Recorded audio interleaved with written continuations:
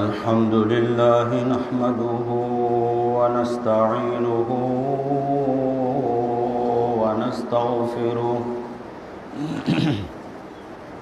ونستغفره ونؤمن به ونتوكل عليه ونعوذ بالله من شرور أنفسنا ومن سيئات أعمالنا من يهده الله فلا مضل له ومن يضلله فلا هادي له شهادة أن لا إله إلا الله وحده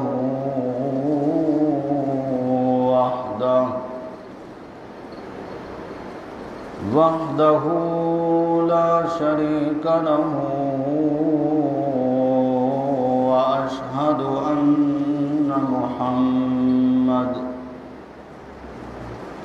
وأشهد أن محمدا عبده ورسوله أما بعد فأعوذ بالله من الشيطان الرجيم بسم الله الرحمن الرحيم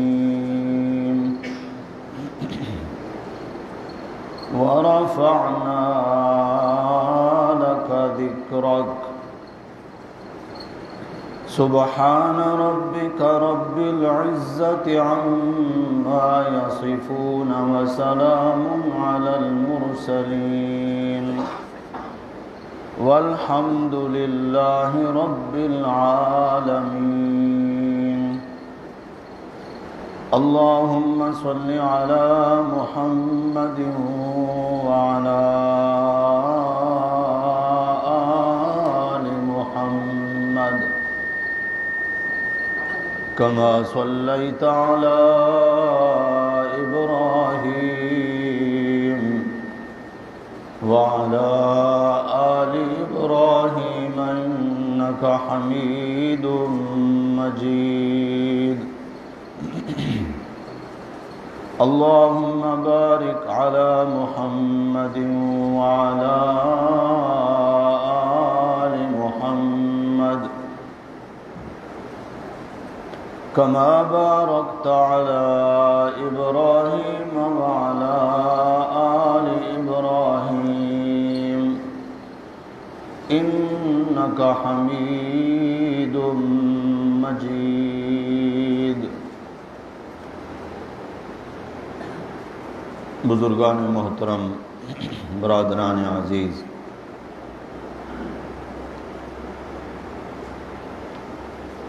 اللہ تعالیٰ نے انسانوں میں سے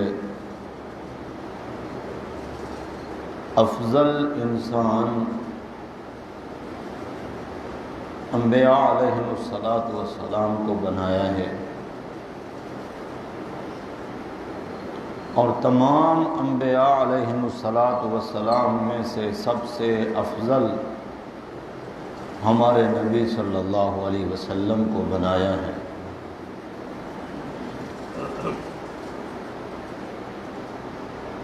نبوت بھی ایسی عطا فرمائی، عالمگیر نبوت، ہر نبی کی نبوت کی تکمیل ہوئی، بعد میں دوسرا نبی آیا۔ اللہ تعالیٰ نے ہمیں ایسا نبی عطا فرمایا، ہمارے نبی کو ایسی نبوت عطا فرمائی کہ جن کی نبوت کے مل جانے پر قیامت آ جائے گی مگر نبی کوئی نہیں آئے گا۔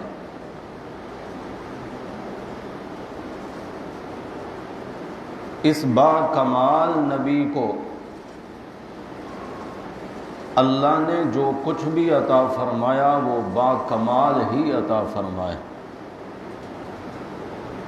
نبوت بھی با کمال، رسالت بھی با کمال، کتابیں اور نبیوں کو بھی اللہ نے عطا فرمائی ہیں، مگر ان کتابوں کے بعد بھی ایک کتاب کی مدت پوری ہوتی تو پھر اور کتاب آ جاتی۔ میرے نبی کو اللہ نے جو کتاب عطا فرمائی ہے وہ کتاب بھی آخری کتاب، جس کے بعد کسی اور کتاب نے نہیں آنا۔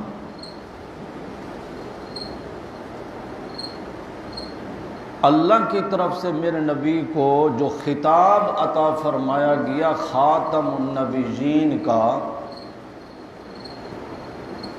یہ خطاب بھی آخری خطاب ہے، میرے نبی کے بعد کسی اور کے لیے یہ خطاب نہیں۔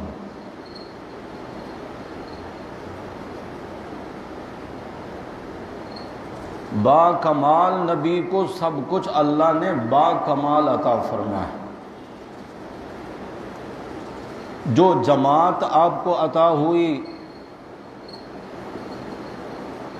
صحابہ کرام کی، وہ جماعت بھی ایسی با کمال کہ قرآن کی ابتدا سے لے کر انتہا تک جگہ جگہ اس جماعت کی بھی اللہ تعریفیں کرتے ہیں، اور ان کا با کمال ہونا اللہ تعالیٰ بیان فرماتے ہیں۔ امت بھی جو میرے نبی کو اللہ نے عطا فرمائی تو اس کو خیر امت، یہ لقب بھی اللہ نے عطا فرمایا کہ تم بہترین امت ہو۔ یہ لقب جو امت کو عطا ہوا، یہ لقب بھی کسی اور امت کو نہیں ملا۔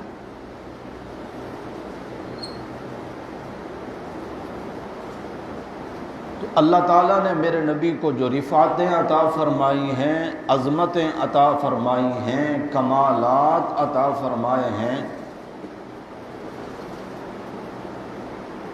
وہ اتنا بے شمار ہیں کہ جن کا تذکرہ مکمل طور پر کیا ہی نہیں جا سکتا۔ چند گنے چنے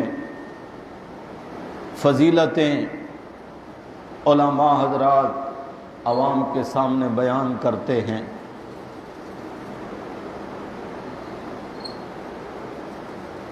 پچھلے خطبات میں بھی میں نے اسی آیت کا سہارا لیا اپنے موضوع کے متعلق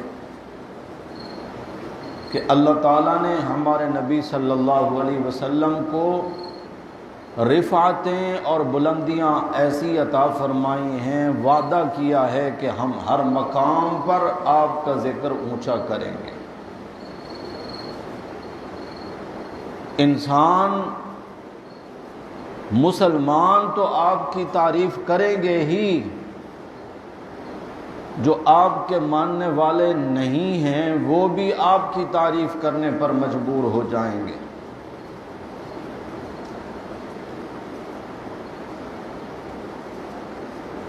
پھر انسان تو اشرف المخلوقات ہیں، نباتات، جمادات، دیگر مخلوقات بھی میرے پیغمبر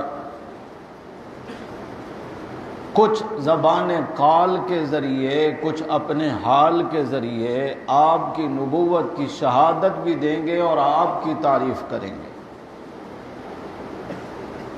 اور اس ذکر کو، اس بلندی کو، اس رفعت شان کو اللہ تعالیٰ نے مختلف انداز سے اپنی اپنی مخلوقات کی زبانی شہادت دلوائی ہے، گواہی دلوائی ہے نبی کریم صلی اللہ علیہ وسلم کے متعلق۔ کبھی تو پانی کا خشک کنواں جس میں پانی نہیں ہے، میرے نبی کی ذرا سی حرکت پر اس میں سے پانی کے فوارے جاری کر کے تصدیق کرائی ہے کہ یہ میرا آخری رسول ہے۔ کبھی اللہ تعالیٰ نے بالکل سوکھی مریل قسم کی بکری کے ذریعے شہادت دلوائی ہے کہ یہ میرا سچا رسول ہے۔ کبھی اللہ نے میرے نبی کی مبارک انگلیوں کے جوڑوں سے پانی کے چشمے جاری کر کے شہادت دلوائی ہے کہ معجزہ تو میرے نبی کا ہے، مگر یہ انداز شہادت دے رہا ہے کہ اللہ نے آپ کے ذکر کو، آپ کی رفعت کو بلند کیا۔ بے شمار واقعات کچھ آپ پہلے سن بھی چکے ہیں۔ یہ حدیبیہ کے مقام پر صحابہ جب پہنچے، پانی کی تلاش خاص اس وقت بھی شروع ہوتی کہ نماز کا وقت قریب ہے، اور پھر سواریاں اس دور کی اونٹ، گھوڑے، گدھے، خچر، ان کو بھی پانی پلانا ہے۔ پانی کی تلاش شروع ہوئی تو بتایا گیا یا رسول اللہ کنواں تو ہے مگر خشک ہو چکا۔ آپ صلی اللہ علیہ وسلم نے فرمایا کہ تمہارے مشکیزوں میں، برتنوں میں جو کوئی چند قطرات، ایک دو گھونٹ پانی اکٹھا ہوتا ہے، اس کو کسی ایک برتن میں جمع کر کے لے آؤ۔ پانی لایا گیا۔ آپ صلی اللہ علیہ وسلم نے جہاں وہ کنویں کا نشان تھا، اپنے مبارک ہاتھوں سے تیر وہاں گاڑ دیا اور اس کی جڑ کے اندر وہ پانی ڈال دیا۔ تھوڑی ہی دیر میں جس طرح چشمہ پھوٹ پڑتا ہے اور شور آتا ہے، آواز آتی ہے، ایسی آواز کے ساتھ اللہ نے پانی کا فوارہ وہاں سے جاری فرمایا۔ 1400 یا 1500 افراد کا لشکر نبی کریم صلی اللہ علیہ وسلم کے ساتھ ہے، پھر اتنے ہی افراد کی سواریاں بھی ہیں، پھر قربانی کے جانور بھی ساتھ لے کر آئے تھے۔ اللہ نے وہ پانی اس قدر، اس پانی کو بھی رفعت عطا فرمائی اور وسعت عطا فرمائی کہ کسی ایک کو بھی یہ شکوہ کرنے کی گنجائش نہ رہی کہ ہمیں تو پانی نہیں ملا۔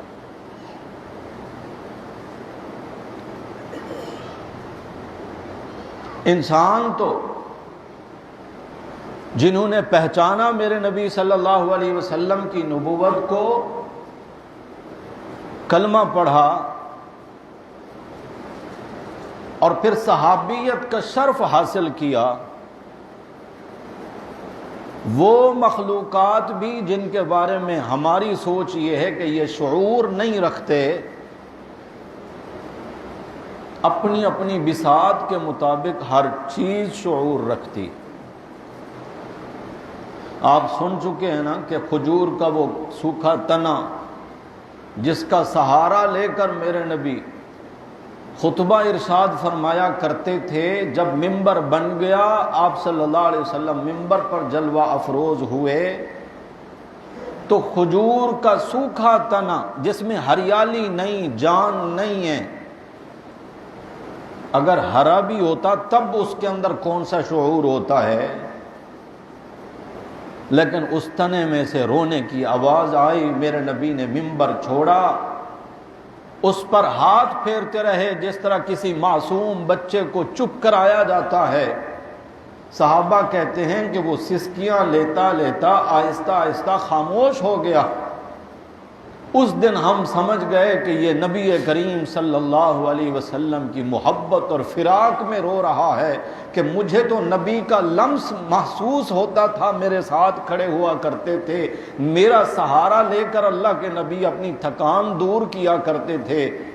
آج وہ صحبت نبی والی مجھ سے چھن گئی ہے، وہ سوکھا تنا بھی اس گواہی میں شامل ہو گیا، وَرَفَعْنَا لَكَ ذِكْرَكَ۔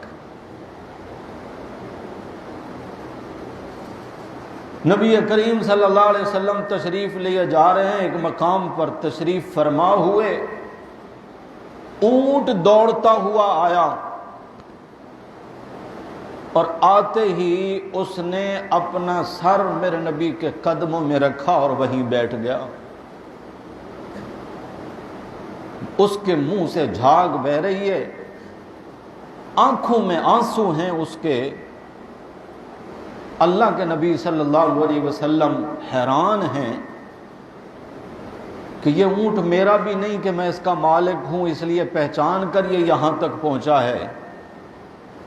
اللہ، آپ نے تو مجھے انسانوں اور جنوں کے لیے نبی بنا کر بھیجا ہے، یہ جانور میں تو ان کی زبان نہیں سمجھتا، یہ کون سی بات لے کر میرے پاس آیا ہے اور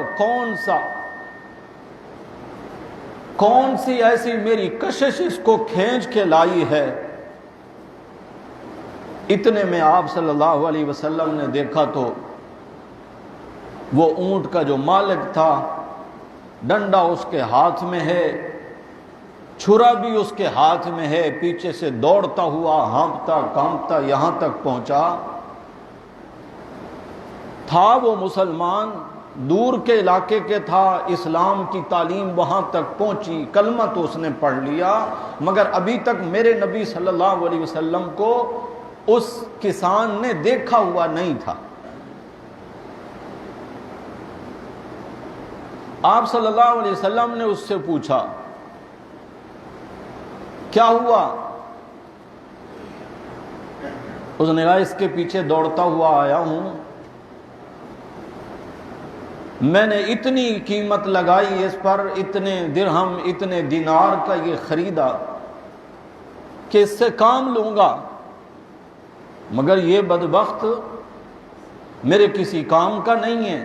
جب بھی میں اس کے اوپر وزن ڈالتا ہوں، بوجھ باندھتا ہوں، یہ ایک دم سے اچھل کود کر کے وہ سارا بوجھ اتار کے بھاگ جاتا ہے۔ کئی دن سے ایسا چل رہا ہے میرے ساتھ، آج تو میں فیصلہ کر کے آیا ہوں کہ اس کو پکڑوں گا، بیچنے کی کوشش کروں گا، اگر کسی نے خرید لیا تو میری قیمت واپس آ جائے گی، اگر کوئی اس کا خریدار نہ ہوا تو اس کو ذبح کر کے اس کا گوشت ہی بیچ ڈالوں گا کہ چلو کچھ نہ کچھ تو میری مالیت واپس آئے، اب زندہ نہیں چھوڑنا میں نے اس کو۔ آپ صلی اللہ علیہ وسلم نے فرمایا کہ کیس میرے پاس آیا ہے، ایک شخص کا دعویٰ ہے، دوسرا ایسا ہے جس کی زبان میں سمجھتا نہیں۔ فیصلہ تو اس وقت ہوتا ہے جب دونوں فریقوں کی بات کو سن لیا جائے۔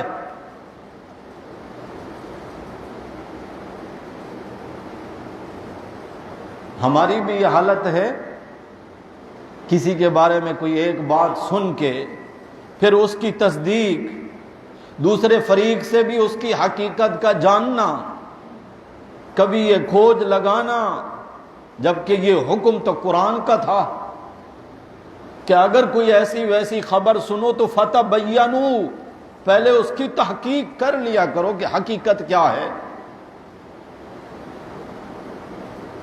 اب میں اسی بات کو بھی اگر لے کے بیٹھ جاؤں تو جمعے کا پورا واعظ وقت ختم ہو جائے گا، بات یہ بھی ختم نہیں ہوگی کہ ہمارا اخلاقی فریضہ تھا کسی شخص کے بارے میں، مسلمان تو دور کی بات، کافر ہی کیوں نہ ہو، اگر سنی ہے یقین کرنے سے پہلے تصدیق لازمی۔ کتنی ایسی باتیں ہیں جو ہم سنتے ہیں، آگے بیان کرتے ہیں، آگے چلی جاتی ہیں، بعد میں پتہ چلتا ہے کہ حقیقت ایسی تھی ہی نہیں۔ اور میرے نبی صلی اللہ علیہ وسلم کا فرمان یہ ہے، آدمی کے جھوٹا ہونے کے لیے یہی بات کافی ہے کہ ہر سنی سنائی بات کو وہ آگے بیان کرنا شروع کر دے، یہ اس کے جھوٹا ہونے کے لیے کافی، حالانکہ وہ جھوٹ بول نہیں رہا، لیکن اسی کو میرے نبی نے جھوٹ قرار دیا ہے کہ ہر سنی سنائی بات۔ سوشل میڈیا کا دور ہے، واٹس ایپ پر، فیس بک پر، دیگر جو میڈیا کے ایپس ہیں، ان میں ایسی چیزیں آتی ہیں جن کے بارے میں ہمیں کوئی تصدیق نہیں ہوتی، لیکن پھر بھی آگے اس کو فارورڈ کر رہے ہوتے ہیں، بھیج رہے ہوتے ہیں۔ میں نے ایک کو بھیجی، اس نے دوسرے کو بھیجی، 1 منٹ کے اندر سینکڑوں لوگوں تک وہ بات پہنچ گئی، حقیقت میں اس کا کچھ پتہ ہی نہیں۔ اس میں بڑی احتیاط کی ضرورت ہے، خاص طور پر دین سے منسوب کوئی بات، شریعت سے منسوب کوئی بات، اور میرے نبی صلی اللہ علیہ وسلم کا نام لے کر اگر کوئی بات بیان کی جا رہی ہو جس کو ہم حدیث مبارکہ کہتے ہیں، پہلے علماء سے تصدیق کر لی جائے کہ آیا ایسی حدیث ہے بھی یا نہیں، کیونکہ اس وقت یہود و نصارہ منافقین نے ایک پلان کے تحت اس قدر شکوک و شبہات پھیلا رکھے ہیں کہ سچ اور جھوٹ کا فرق کرنا عام بندے کے بس کی بات ہی نہیں ہے۔ وہ علماء پرکھ کے بتاتے ہیں۔ آپ کے اپنے گھر میں اس ڈبے میں جہاں آپ اپنی دوائیاں رکھتے ہیں، کچھ عرصہ پہلے کی خریدی ہوئی کوئی دوائی اگر پڑی ہو اور آپ کسی بیماری کے شکار ہوں، آپ کو یاد نہ ہو کہ یہ والی گولیاں، کیپسول کس بیماری کے لیے ہیں، اور پتہ نہیں ان کی ایکسپائری ڈیٹ کیا ہے، کیا خیال ہے آپ اس کو استعمال کرتے ہیں؟ کیا کرتے ہیں؟ یا تو پھینک دیتے ہیں، اس کو ضائع کر دیتے ہیں کیونکہ اس کے بارے میں تصدیق نہیں ہے، پتہ نہیں ہے، یا پھر اپنے قریبی ڈاکٹرز کے پاس، میڈیکل سٹور والے کے پاس لے جاتے ہیں کہ یہ دوائی کس مرض کے لیے ہے، اس کی تاریخ ابھی باقی ہے یا نہیں ہے، میرے لیے استعمال کرنا فائدہ مند ہوگا یا نقصان دہ ہوگا، تب جا کے آپ اس کے بارے میں فیصلہ کرتے ہیں۔ اتنا زیادہ اہتمام کیوں کرتے ہیں؟ کیونکہ معاملہ ہے جان کا۔ کس چیز کا معاملہ ہے؟ اور جہاں معاملہ ہے نا ایمان کا، وہاں کوئی تصدیق نہیں، وہاں سارے مفتی ہیں، سارے عالم ہیں، سارے محقق ہیں، محدث ہیں، مفسر ہیں، ہر ایک بات کی خود ہی تصدیق کر لیں گے۔ اور جہاں سچی بات بھی ایسی آ گئی میرے سامنے جو میں نے آج تک سنی نہیں تھی، حقیقت میں وہ سچی حدیث ہے، سچا فرمان ہے، اس کا فوراً انکار کر دیں گے، کہیں گے میں نے تو آج تک سنا ہی نہیں ہے۔ اور اگر آپ نے نہیں سنا تو اس کا کیا مطلب ہے کہ وہ بات ہے ہی نہیں۔ کچھ سمجھ بھی رہے ہو بھائی؟ ایمان کا معاملہ اتنا غیر اہم ہے کہ اس کو کوئی اہمیت ہی نہ دی جائے، پھر مطلب تو صاف ظاہر ہے کہ جان پیاری ہے، ایمان پیارا نہیں ہے۔ جبکہ اس معاملے میں تو اس قدر احتیاط ہے، نبی کریم صلی اللہ علیہ وسلم نے فرمایا، جس بندے نے میری طرف کوئی ایسی بات منسوب کی جو میں نے نہیں کہی، جو میرا فرمان یا میرا عمل نہیں ہے، اور اس بندے نے میری طرف منسوب کی ہے وہ بات، فرمایا وہ بندہ اپنا ٹھکانہ جہنم میں بنا لے۔ وہ نمازی ہے تب بھی، روزے دار ہے تب بھی، حاجی صاحب ہے تب بھی، صدقات و خیرات کرنے والا سخی ہے تب بھی، میری طرف ایک غلط منسوب بات اگر اس نے آگے صحیح طور پر بیان کر دی ہے جبکہ میں نے نہیں کہی تھی وہ بات، میرا قول و فعل وہ نہیں ہے، فرمایا وہ بندہ اپنا ٹھکانہ جہنم میں بنا لے۔ کیا خیال ہے؟ احتیاط کریں گے نا؟ اور اس احتیاط کا مطلب یہ بھی نہیں کہ صحیح حدیث کو بھی پھر ماننے سے انکار کر دیں مگر تصدیق کرنے کے لیے علماء کے پاس نہیں آنا۔ جبکہ آج کل تو الحمدللہ علماء کرام بھی سوشل میڈیا سے وابستہ ہیں، آپ کے ایک میسج کا جواب آپ کو چند منٹوں میں مل جاتا ہے، آپ کے سوال کا جواب مل جاتا ہے، آپ اگر تصدیق کرنا چاہتے ہیں تو اس کی تصدیق مل جاتی ہے یا اس کے بارے میں حقیقت بتا دی جاتی ہے، تو پھر اس میں اس قدر تساہل اور سستی کیوں ہونی چاہیے؟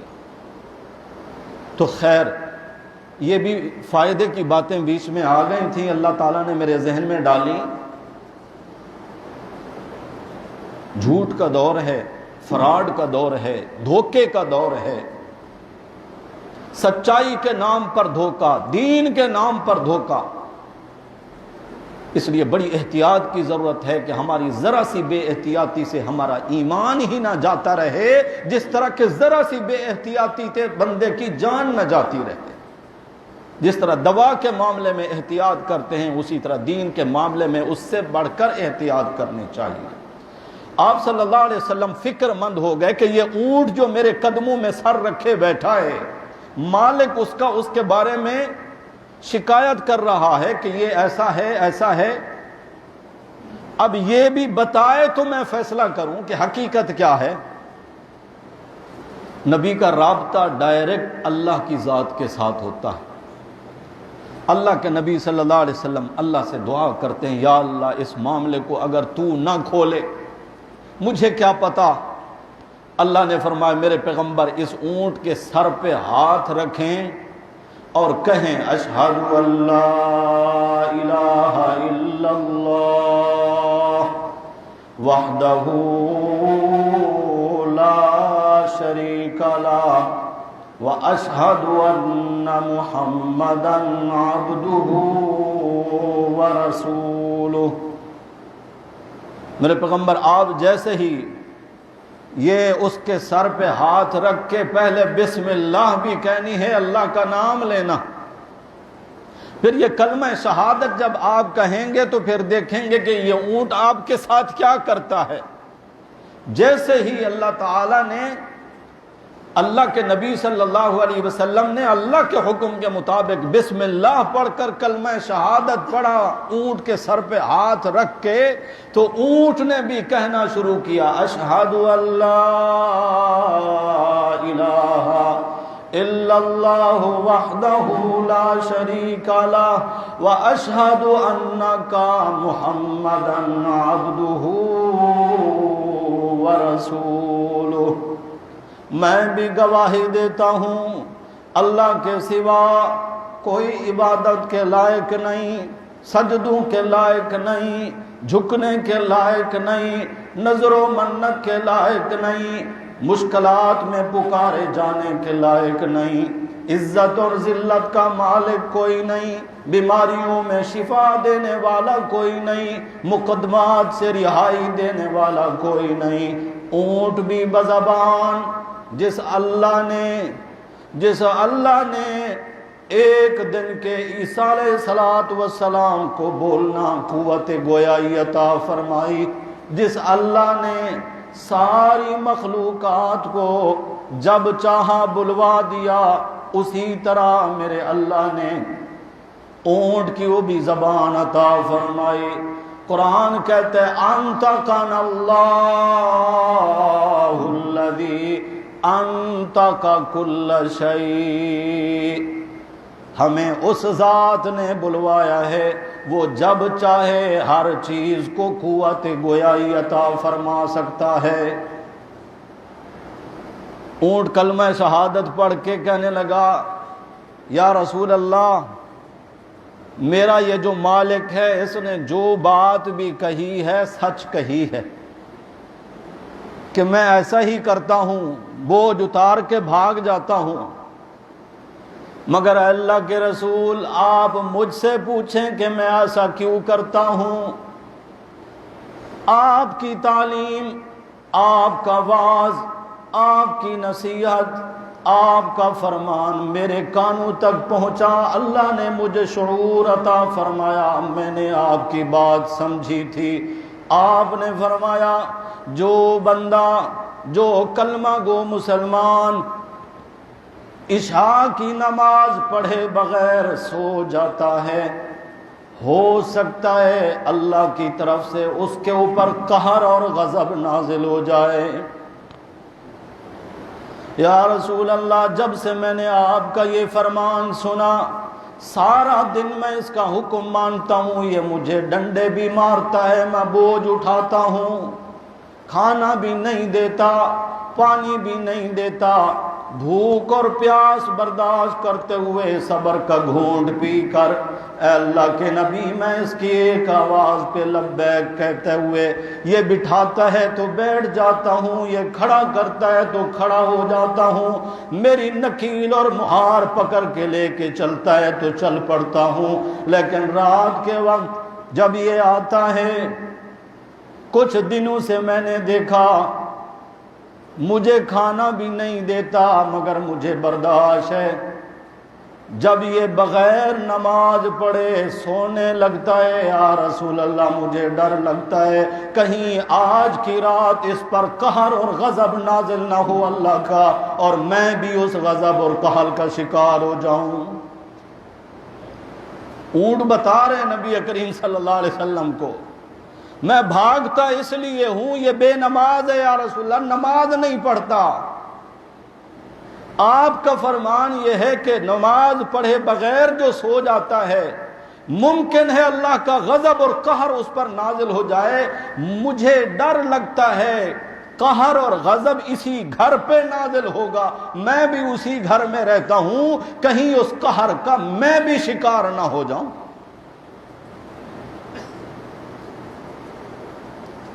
اللہ نے میرے نبی کی رفعت کو، عظمت کو، شان کو اونٹ کی زبانی بھی کہلوایا، وہ بھی میرے نبی کی نبوت اور رسالت کی شہادت اور گواہی بھی دیتا ہے، اور قوت گویائی عطا فرما کر اللہ نے اس اونٹ کو بلوایا کہ معجزہ بنے گا میرے نبی کا، رفعت بیان ہوگی میرے نبی کی، حقیقت میں مسلمانوں کو مسئلہ بھی سمجھایا جا رہا ہے۔ اونٹ کہتا ہے یہ میرا مالک ہے، مجھے کھانا نہیں دیتا تب بھی میں اس کی فرما برداری کرتا ہوں، اے اللہ تو اس کا مالک ہے، یہ پیٹ بھر کے رات میں آ کر کھانا کھا کر تیرے سامنے سجدہ ریز نہیں ہوتا بلکہ مردار کی طرح پڑ جاتا ہے، سو جاتا ہے۔ حیران ہوں میں حیوان ہو کر مالک کا اتنا فرما بردار، یہ اشرف المخلوقات انسان ہو کر اپنے مالک کا اتنا نافرمان۔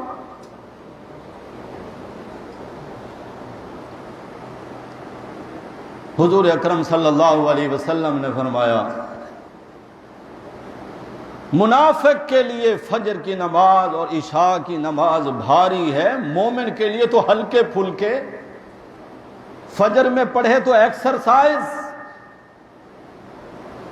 360 جوڑ جو میں نے اس کے جسم میں بنایا ہے اس کا صدقہ، کہ جس نے فجر کی نماز پڑھ لی فرمایا وہ اللہ کی امان میں آ گیا۔ جس کا باڈی گارڈ اللہ بن جائے، جس کا محافظ حفاظت کرنے والا اللہ بن جائے، بتاؤ اس کو کوئی تکلیف پہنچ سکتی ہے؟ میرے نبی کا فرمان سچا، بولو میرے نبی کا فرمان سچا، تصدیق کرنے کے یہ جملے بھی قیامت کے دن فائدہ دیں گے، اگرچہ انسان کا عمل نہ بھی ہو، صرف تصدیق کرنا بھی فائدے سے خالی نہیں۔ آپ نے شاید سن رکھا ہوگا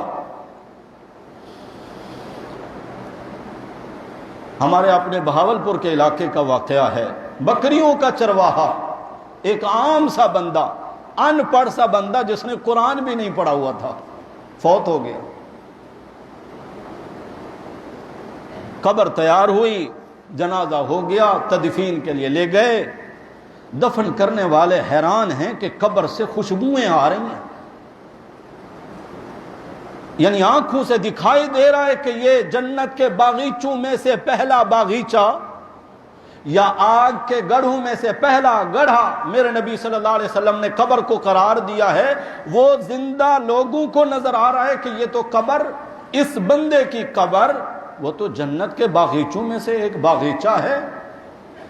دفن کیا، کھوج میں لگ گئے، کیونکہ مومن بندہ فکر مند ہوتا ہے آخرت کے بارے میں کہ اس کا انجام تو یہ ہوا، میرا کیا ہوگا۔ یہ ایمان والوں کی صفت ہے، یتفکرون، وہ غور و فکر ضرور کرتے ہیں۔ اس کی قبر سے خوشبوئیں آ رہی ہیں، عمل تو پوچھوں، مسلمان وہ بھی تھا ہم بھی، مگر ہمارے انجام کا نہیں پتا، اس کا انجام میں آنکھوں سے دیکھ رہا ہوں، جو ظاہر میں نظر آ رہا ہے حقیقت میں بھی اللہ اس کی آخرت اچھی کریں گے۔ گھر والوں کے پاس پہنچے، اس بندے کا کوئی عمل بتاؤ۔ بڑی اچھی قبر تھی، بڑی خوشبودار قبر تھی، جہاں تک ہم اس کو سلا کر آئے وہاں تک تو اس کا انجام بہت اچھا تھا۔ اتنے لوگوں نے جنازہ پڑھا، اللہم اغفر لحینا کی و مینات کی جو ہے دعائیں پڑھی، مغفرت کی دعائیں کی۔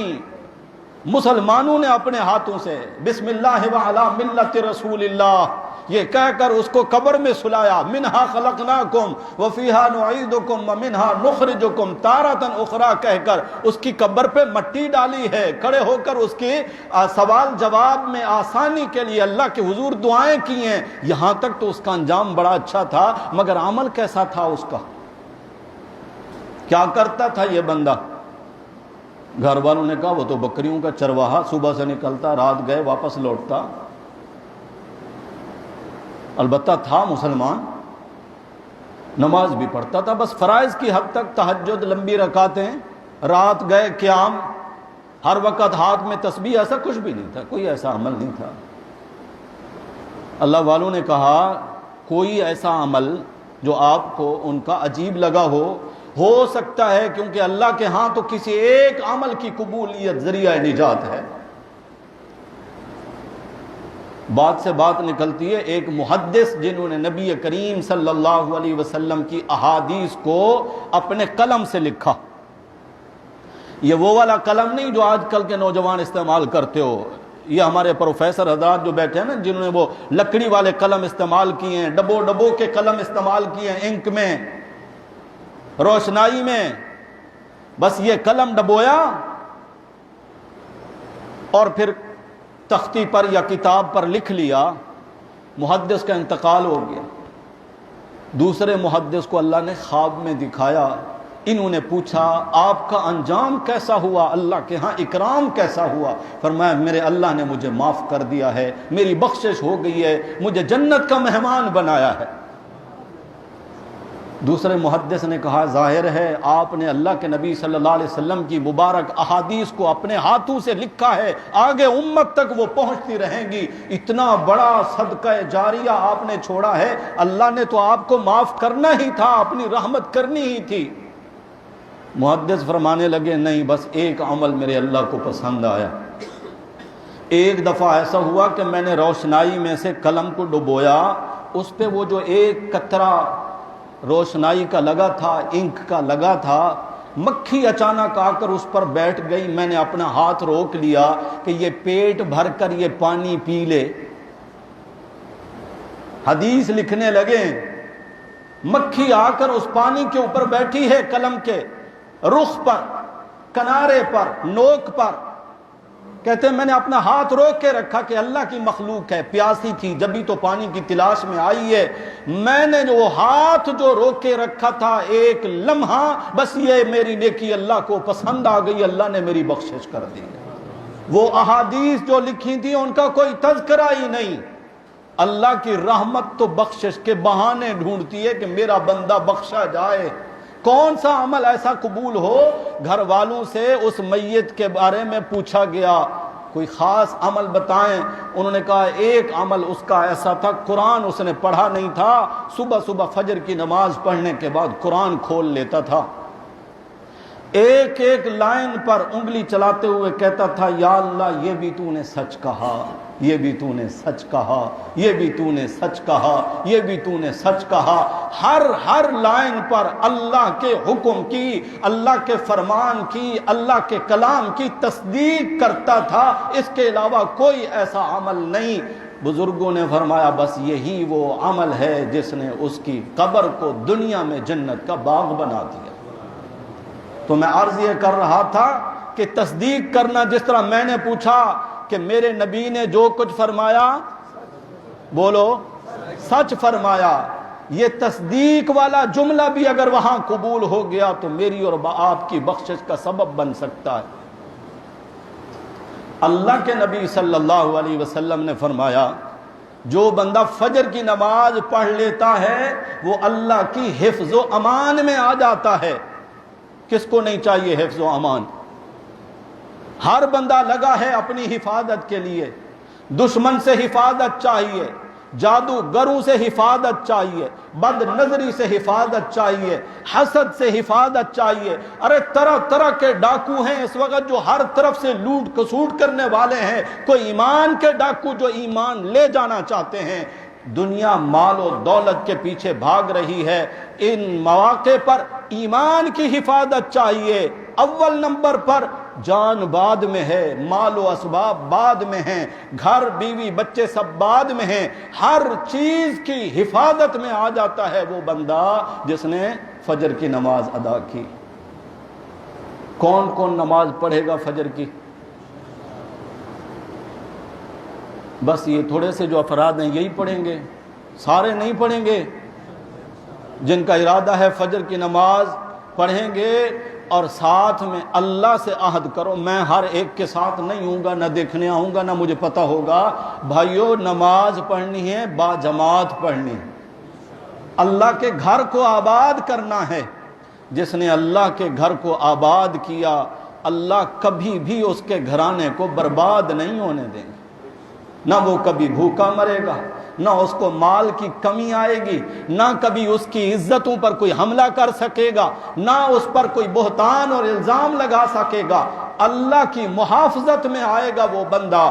یہ اونٹ شکایت کر رہا تھا اپنے مالک کے بارے میں کہ میں اللہ کے غضب سے ڈر سے وہاں بھاگا ہوں کہ کہیں اس پر غضب آئے تو میری بھی ہلاکت نہ ہو جائے۔ نماز تو اس پر فرض ہے، مجھ پر فرض نہیں، مگر غضب کا شکار میں بھی ہو سکتا ہوں، کیونکہ اللہ کی طرف سے جب کوئی بلا آتی ہے، مصیبت آتی ہے، پھر وہ یہ نہیں دیکھتی کہ نیک کون ہے اور بد کون ہے، پھر سارے ہی چلے جاتے ہیں۔ سیلاب آیا تھا، مسجدیں محفوظ رہ گئی تھیں جہاں اللہ کے سجدے ہوتے تھے، جہاں اللہ اکبر کی صدائیں ہوتی تھیں، جہاں حیا مساجد کا کیا قصور تھا؟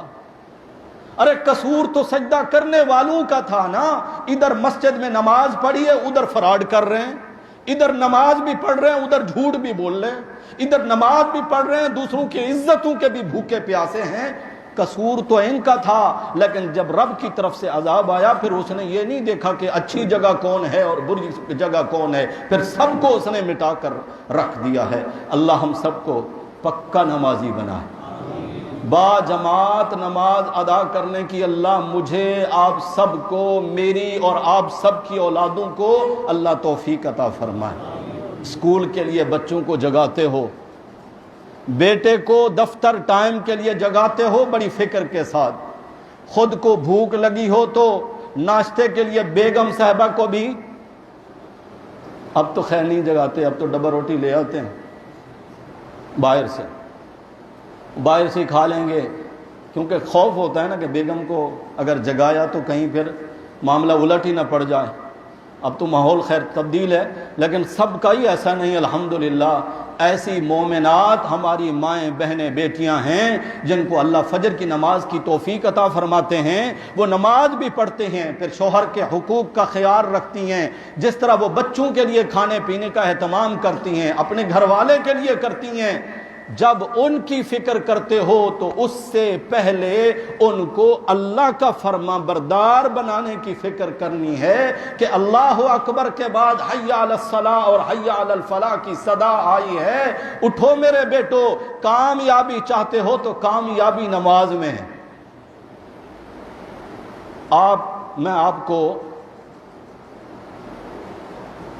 یہ دعوے کے ساتھ بات کہتا ہوں، آپ اپنے دوستوں میں، رشتہ داروں میں، احباب میں کسی سے بھی سوال کریں کہ آپ کو کامیابی چاہیے تو کیا جواب ہوگا؟ جی ہر بندے کو چاہیے نا کامیابی۔ اللہ کہتے ہیں، اللہ کے رسول فرماتے ہیں کامیابی کس میں ہے؟ ہر اذان میں یہی جملہ کہا جاتا ہے نا، حی علی الفلاح۔ کیا معنی ہے اس کا؟ آؤ کامیابی کی طرف۔ اللہ رسول نے تو بتا دیا کامیابی کہاں ہے۔ اچھا یہ جو کہا گیا حی علی الفلاح، معنی کیا ہے؟ جی آؤ آؤ کامیابی کی طرف۔ اگر نماز گھر میں ہو جاتی ہے، دفتر میں ہو جاتی ہے، دکان میں ہو جاتی ہے، آپ جہاں ہیں وہیں پر ہو جاتی ہے، تو پھر یہ آؤ کیوں کہاں گیا؟ معلوم ہوا مرد کی نماز نہیں ہوتی۔ مرد کی نماز کہاں ہوتی ہے؟ مسجد میں ہوتی ہے، باجماعت ہوتی ہے، اور اتنا ثواب ملتا ہے، ہر قدم پر نیکی، ہر قدم پر گناہ کا مٹنا، ہر قدم پر درجے کا بلند ہونا۔ ایک نماز ادا کرے گا جماعت کے ساتھ، گھر میں، دفتر میں، کہیں پر، 27 درجے ثواب ہے۔ جامع مسجد میں آ کر نماز پڑھے گا، اللہ 500 نمازوں کا ثواب عطا فرمائیں گے۔ وقت زیادہ ہو گیا ہے، باتیں بہت ساری رہتی ہیں، اگلے جمعے انشاءاللہ اللہ کے نبی کی رفعت اور شان بھی بیان کریں گے۔ کوشش کریں گے اپنے بھائیوں کو یہ تبلیغ بھی کریں گے، دعوت دیں گے، متوجہ کریں گے۔ ہمارا کہنا انشاءاللہ فائدے سے خالی نہیں ہوگا، ہمارا ایک بھائی بھی نمازی بن گیا، انشاءاللہ ہماری آخرت میں نجات ہو جائے گی۔ اللہ عمل کی توفیق عطا فرمائے۔ آخر دعوانا ان الحمدللہ رب العالمین۔